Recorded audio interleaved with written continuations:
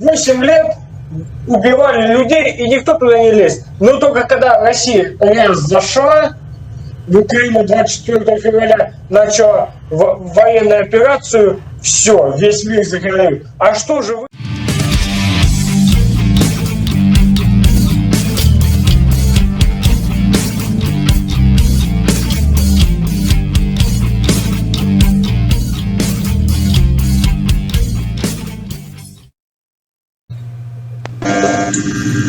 Что не спишь, пляжник? А? Говорю, что не спишь, пляжник? Да я отдыхаю. Загораешь. Загораешь. Загораю на кухне. Нормально. Откуда ты, пляжник? Как к тебе обращаться? Я с Москвы. Как обращаться к тебе? Максим. Максим. Я Максим из Львова. Игорь. Ну и на какие темы отдыхаешь, Максим? Да я не знаю, на какие. А на какие с вашей нацией можно на темы говорить? На негативные только. Ну давай будем говорить на негативные. Ты же хочешь отдохнуть на негативных темах? Да, а при чем тут это? Я специально на этот канал подключил, чтобы с вашей нацией пообщаться, а вы все ко мне негативно. Вы пытаетесь мне доказать то, что такая плохая страна Россия, только Россия вас пытается, точнее вашу страну очистить нахуй, от нацизма нахуй. А кто уполномочил Россию? Максимка, не подскажешь мне? На очищение. А кто уполномочил нахуй Украину долбить нахуй 8 лет Донбасс, убивать мирных жителей, детей нахуй, этими, блядь, ну я там не военный, снарядами разрывать. Кто вашу страну уполномочил? И весь мир молчал, потому что война шла внутри страны, и никто туда не лез нахуй. 8 лет убивали людей, и никто туда не лез. Но только когда Россия раз зашла в Украину 24 февраля, начала военную операцию, все, весь мир загорел. А что же вы? Вот ты тоже, вы, я не буду к вам тыкать, нахуй, вы взрослый человек. Вам не жалко, когда убивали на Донбассе 8 лет людей? Они ходят и думают, вот постоянно. У меня там родственники жили. Мне это не с интернета. У меня там родственники жили. Максимка, я тебя выслушал. Ты не подскажешь мне, а почему Украина не убивала никого в Запорожье, в Харькове, в Мариуполе? А зачем они убивали? Зачем они убивали на Донбассе? Это их страна. Ну так, а ты подумай, а давай попробуем вместе, подумаем. Почему? Потому что они хотели от них отсоединиться. В Харькове тоже хотели отсоединиться.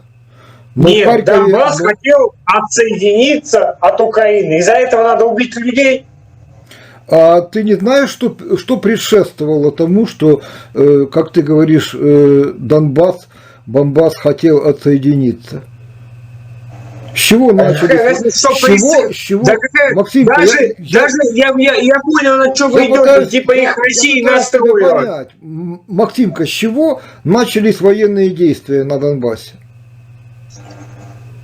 Слушайте, я понял, к чему вы ведете. Вы хотите сказать, их Россия настроила отсоединиться. Даже если их Россия настроила отсоединиться, у нас... Не, Максимка, ты ошибаешься. Видишь, в чем проблема? В том, что ты пытаешься судить о том, о чем, во-первых, у тебя отсутствует... Я ж тебя не перебивал. О чем у тебя отсутствует информация, во-первых, а во-вторых, то, что ты не анализировал. Так я у тебя спросил, с чего начались военные действия на Донбассе? Я не знаю, с чего. Ну, а я зададу вопрос встречный. Есть право убивать детей? какой бы конфликт ни был бы. Есть право? Хочешь, я тебе сейчас приведу понятный для тебя пример. Ты с Москвы, насколько я помню, я уже немножко плохо знаю географию, но Ржев не так далеко от Москвы, правда? Далеко. Далеко, да? Но тем не менее, это Россия. Ну и я не знаю, ты, наверное, не слышал, но, по-моему, 2 года назад ваш президент присвоил этому городу, там, город, так сказать, чуть ли не герой-обороняльщик, ну, Ржевская операция, ты же, наверное, слышал о Ржевской операции. Так вот, я к чему веду, сейчас тебе все станет ясно. Ржев был в 1941 году сдан Красной Армией без боя, абсолютно свободно у него зашли немцы.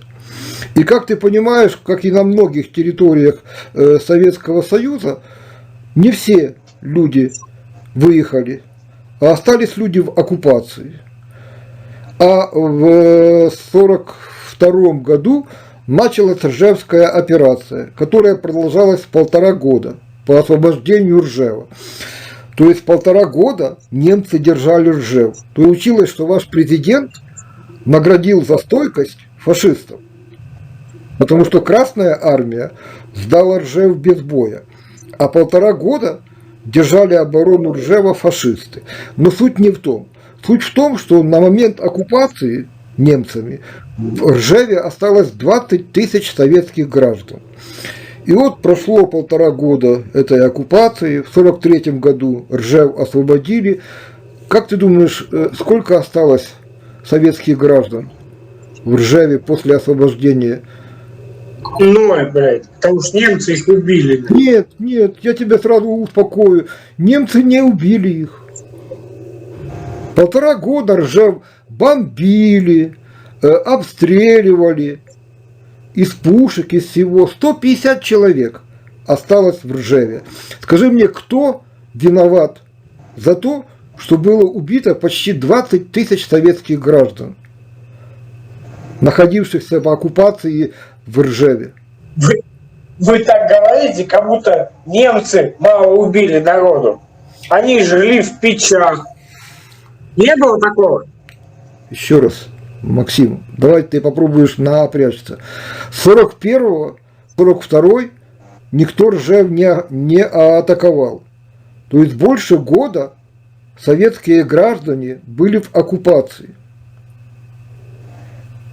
И вот на момент начала Ржевской операции оставалось 20 тысяч советских граждан. А по окончанию, после освобождения Ржева, из 20 тысяч осталось 150 человек. И их не немцы.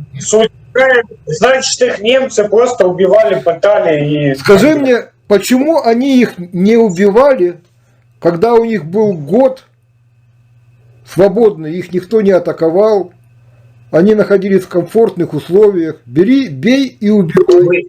Вы сейчас, я не пойму, немцев защищаете? Дорогой мой, что Харьков немцы и Красная Армия 2 или 3 раза переходили из рук в руки. И Харьков обстреливали и бомбили не только немцы, но и Красная Армия, и самолеты советские, и пушки советские. И поверь мне, что люди погибали гражданские, которые остались в оккупации. Вот, и Ростов, вы сейчас мне начинаете пытаетесь доказать, что Германия лучше. Германия говно. Они такие же, блядь, как украинские, блядь, власти. Дорогой мой, я тебе хочу сказать, я ж тебе задал вопрос, кто несет ответственность за то, что было убито почти 20 тысяч советских граждан. Это не немцы убили. Германия. Почему? Потому что они их убивали. Я тебе сразу говорю, можешь после нашего разговора зайти в Википедию, не убивала Германия. Это просто при освободительной операции, вследствие бомбардировок самолетами, обстрелов артиллерии, уличных боев. Хорошо, значит, военных солдат должно быть еще больше убито, а не 20 тысяч. Еще, значит, 1060, если бомбардировки Такие- шли с российской Немцев стороны. было убито много, красноармейцев еще больше. Я у тебя спрашиваю, прими это как данность, поверь мне, я старший человек, мне нет смысла врать. Еще раз тебе поясняю, не немцы убили, эти люди погибли в результате Ржевской операции Красной Армии по освобождению Ржева. Вследствие бомбардировок, артобстрелов, уличных боев. Кто несет Просто- ответственность за смерть советских граждан, которые находились в оккупации в городе Ржев?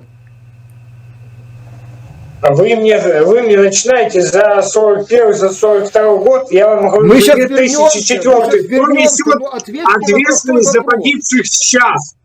Максим, Кто несет ответь мне, ответственность за пожалуйста, сейчас? Максим, пожалуйста, ответь мне на простой вопрос. Как, то есть кто с твоей точки зрения несет ответственность за то, уже прямым текстом тебе скажу, что в результате действия Красной Армии для освобождения советского города Ржев было убито почти 20 тысяч советских граждан. Кто за это несет ответственность?